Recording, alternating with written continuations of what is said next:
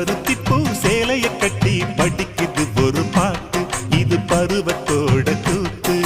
தென்றலும் வந்ததடி, நல்ல செய்தியும் சொன்னதடி, சந்திர சூரியனும் வந்து சம்மதம் என்றதடி. அந்த வானவில் தோரணத்தை வந்த வாசலில் கட்டுங்க, கும்மிய கட்டுங்க. செம்பருத்தி பூ சேலைய கட்டி படிக்குது ஒரு பாட்டு, இது பருவத்தோட கூத்து.